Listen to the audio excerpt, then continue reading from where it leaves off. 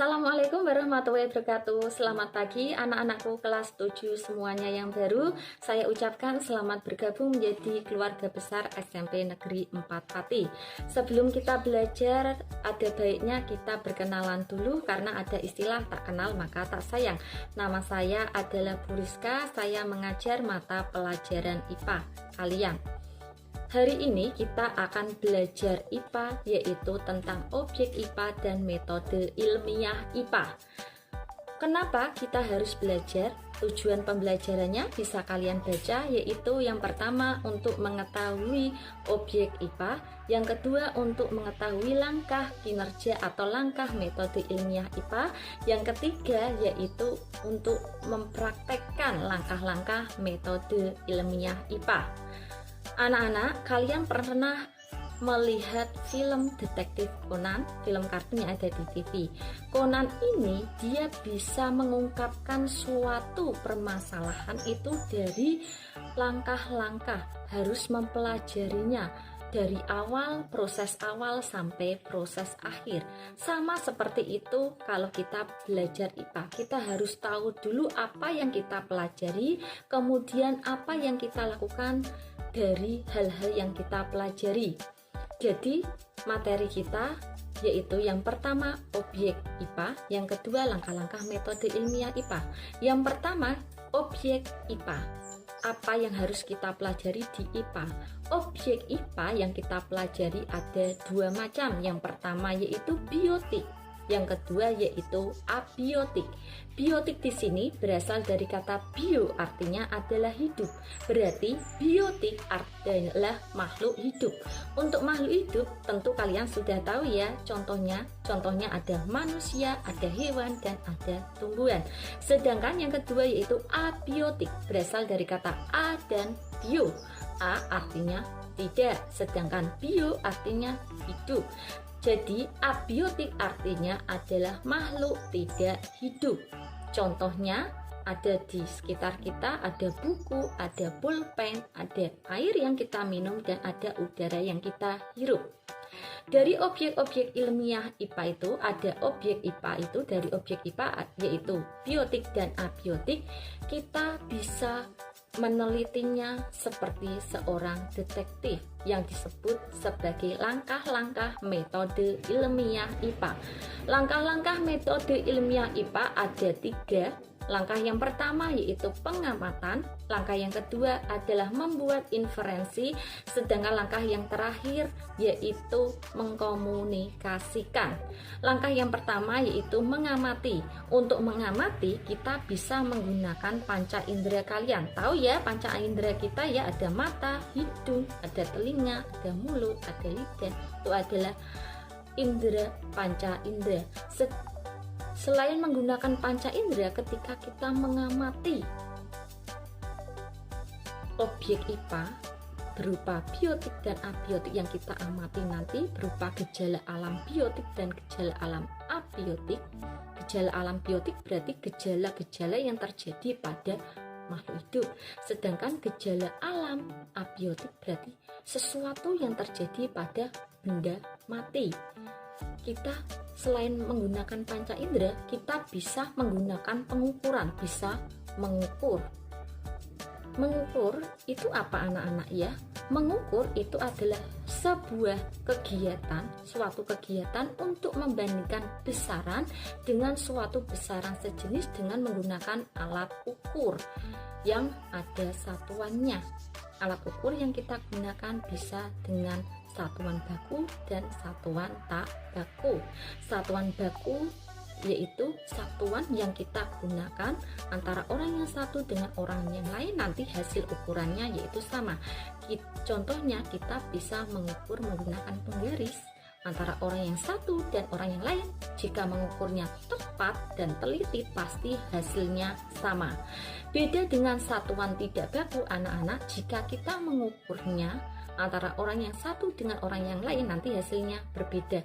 Contohnya jika kita pakai jengkal tangan, tentunya orang yang jengkal tangannya lebar dengan anak kecil yang jengkal tangannya lebih sempit, pasti ukurannya hasilnya akan berbeda.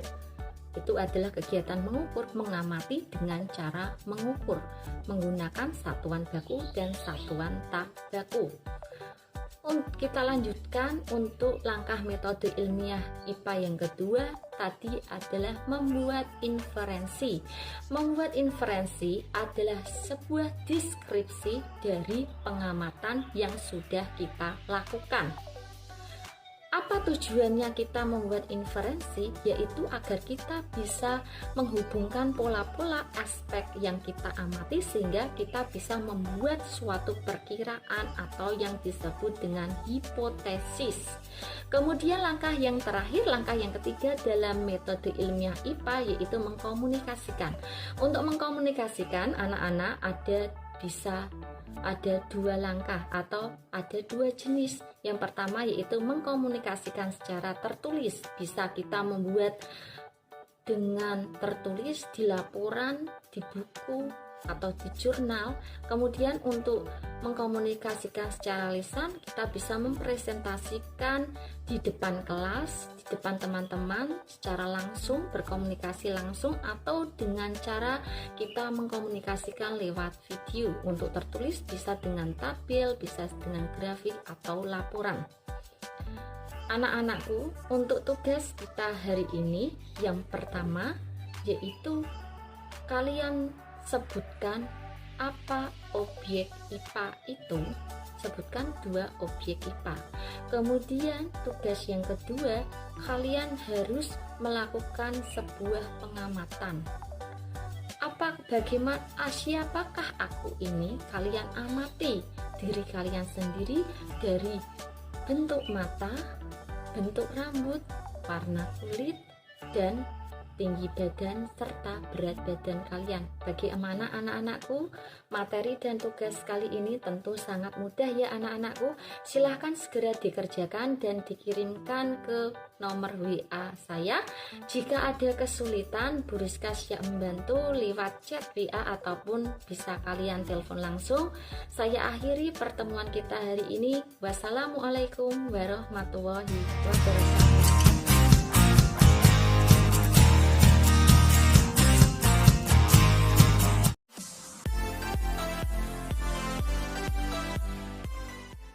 Assalamualaikum warahmatullahi wabarakatuh. Selamat pagi anak-anakku kelas 7. Bertemu lagi dengan saya Bu Rizka dalam mata pelajaran IPA.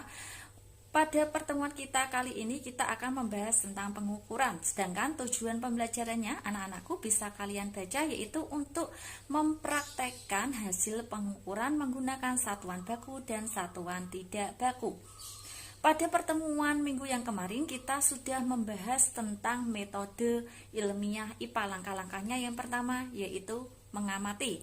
Untuk mengamati, yang kita amati berupa gejala alam biotik dan gejala alam abiotik. Pada minggu pertama yang kemarin kita sudah mengamati gejala alam biotik, yaitu gejala-gejala yang dialami pada makhluk hidup berupa diri kalian sendiri, berupa pertumbuhan dan perkembangan kalian. Pada hari ini kita akan melakukan metode ilmiah yang pertama yang itu mengamati. Yang kita amati adalah gejala alam abiotik, yaitu gejala-gejala tanda-tanda yang dialami oleh benda mati. Untuk melakukan pengamatan kita bisa menggunakan panca indera kita kalian berupa mata, hidung, lidah, kemudian kulit, dan ada telinga. Jadi dalam menggunakan panca indera kita bisa melakukan pengamatan secara pasti menggunakan yang namanya pengukuran. Untuk mengukur, apa yang disebut dengan mengukur? Mengukur itu adalah kegiatan membandingkan suatu besaran dengan besaran sejenis yang dijadikan sebagai satuan. Satuan pada waktu minggu yang kemarin sudah Bu Rizka bahas. Satuan ada dua macam, yaitu satuan baku dan satuan tak baku. Dikatakan dengan satuan baku itu karena antara orang yang satu dengan orang yang lain nanti hasil pengukurannya adalah sama kalau dilakukan dengan teliti. Sedangkan untuk satuan tidak baku itu kalau hasil antara orang yang satu dengan orang yang lain nanti hasilnya berbeda. Itu intinya satuan baku hasilnya sama, satuan tidak baku hasilnya berbeda. Anak-anak, di sini Bu Rizka akan memberikan contoh pengukuran menggunakan satuan baku dan satuan tidak baku. Satuan baku di sini Bu Rizka menggunakan satuan baku berupa sentimeter. Sangat mudah kalian lakukan di rumah. Di sini Bu Rizka ada buku, akan Bu Rizka ukur panjangnya menggunakan satuan sentimeter. Satuannya sentimeter. Kalau penggaris itu adalah alat ukur. Bu Rizka akan menggunakan alat ukur yang berbeda untuk mengukur besaran panjang. Ada penggaris dan ada meteran. Ini alat ukur, besarannya tadi panjang, sedangkan satuan bakunya berupa sentimeter.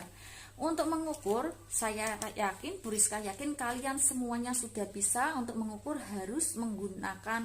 harus dilihat dari angka 0, bukan dari tepi penggaris, tapi dari angka 0. Kelihatan ya, dari angka 0 ya, bukan dari tepi penggaris. Ini kalau diukur dari angka 0, maka di sini hasil panjangnya adalah 21 cm. Sedangkan kalau kita menggunakan besaran panjang buku tulis ini menggunakan meteran, hasilnya sama atau beda kira-kira anak-anak? Satuannya sama-sama sentimeter, dimulai dari angka 0. Ternyata di sini ini dari angka 0, ternyata di sini ini angka 20, sedangkan ini angka 1, berarti panjangnya juga sama-sama. Kalau pakai meteran dan penggaris sama-sama 21 cm. Kenapa hasilnya sama? Padahal alat ukur yang kita pakai berbeda anak-anak. Ini meteran dan yang ini adalah penggaris. Kenapa hasilnya sama? Karena kita menggunakan satuan baku berupa sentimeter. Sedangkan untuk satuan tidak baku kita bisa menggunakan beberapa satuan. Ada jengkal tangan, ada langkah kaki, ada hasta, dan ada depa. Nah, ya, coba kita praktekkan untuk mengukur panjang buku ini menggunakan jengkal tangan. Ini Bu Rizka praktekkan, jengkal tangannya dilebarkan 1, kemudian ini ada kelebihannya kira-kira 1/4 jengkal. Jadi panjang buku tulis ini adalah 1/4 jengkal. Ya anak-anak ya, kira-kira kalau yang mengukur buku ini anak kecil, adikmu yang masih TK, apakah hasilnya sama-sama 1/4 jengkal atau kalian juga sama-sama 1/4 jengkal? Tentu bukan. Apalagi anak kecil yang masih TK atau adikmu yang masih balita. Tentu ini hasil panjangnya karena jengkalnya itu lebih sempit, pasti hasilnya sekitar 2-3 jengkal. Inilah yang dinamakan satuan tidak baku. Antara orang yang satu dengan orang yang lain nanti hasilnya berbeda. Nanti kalian bisa mempraktekkan di sini untuk berat. Contohnya kalau pakai satuan baku bisa menggunakan timbangan. Ini alat ukur untuk mengukur berat badan kalian. Kalau ini alat ukurnya timbangan, sedangkan satuannya adalah kilogram. Besarannya adalah massa, satuannya kilogram, alat ukurnya adalah timbangan. Bagaimana kalau mengukur berat atau massa suatu benda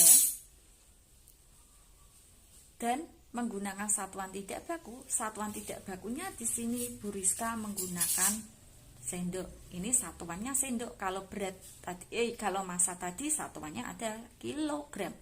Yang benar itu massa, ya, bukan berat.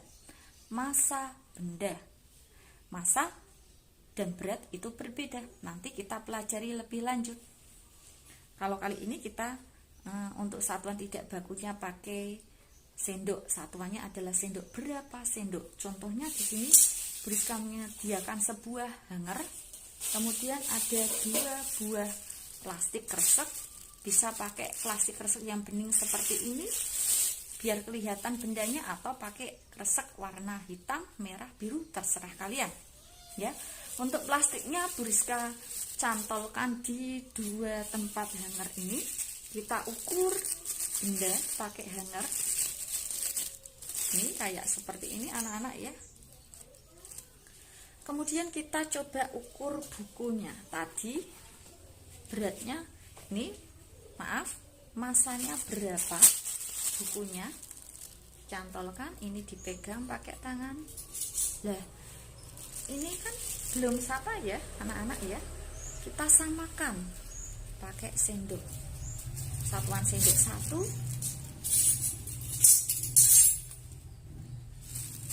2, 3, 4,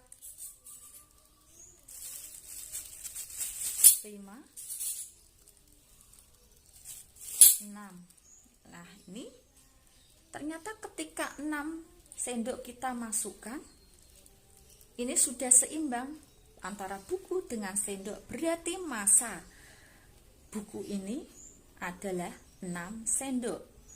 Alat ukurnya adalah hanger sebagai timbangan untuk mengukur. Panjang ini besarannya adalah massa benda, sedangkan satuannya berupa sendok, karena digunakan untuk nanti kalian bisa mengukur benda lain menggunakan alat ukur ini yang satuannya adalah tidak baku, yaitu menggunakan satuan sendok. Pada waktu kelas SD dulu, kalian sudah mengenal beberapa macam satuan.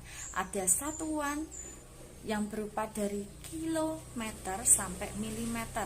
Untuk kilometer sampai milimeter ini biasanya Bu Rizka singkat dengan kucing hitam mati di dalam mobil damkar coklat mondar mandir. Ini hanya digunakan untuk memudahkan anak-anak ya. Bu Rizka ulangi, kucing hitam mati dalam mobil damkar coklat mondar mandir.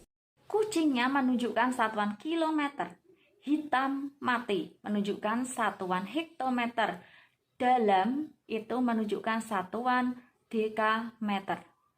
Mobil itu menunjukkan satuan meter, damkar itu menunjukkan satuan desimeter, coklat menunjukkan satuan sentimeter, mondar mandir menunjukkan satuan milimeter. Itu untuk satuan panjang dari kilometer sampai milimeter. Untuk satuan beratnya tinggal meternya, M-nya tadi diganti dengan huruf G. Kilogram, hektogram, dekagram, gram, kemudian sampai miligram. Bisa kalian perhatikan di sini, jika turun ini ada berupa anak tangga, kalau turun itu dikalikan 10, sedangkan kalau naik, tiap tangga naik 1 dibagi 10. Ya anak-anak ya. Untuk hektogram itu sama saja dengan ons. Satuan waktu di sini ada berupa jam, menit satuannya, dan sekon atau yang disebut dengan detik. Ingat ya anak-anak ya, 1 jam 60 menit, 1 menit 60 sekon atau 60 detik. Sedangkan 1 jam sama dengan 3600 sekon. Gimana anak-anak? Sudah ingat ya untuk satuan baku yang kalian pelajari waktu SD dulu? Ya.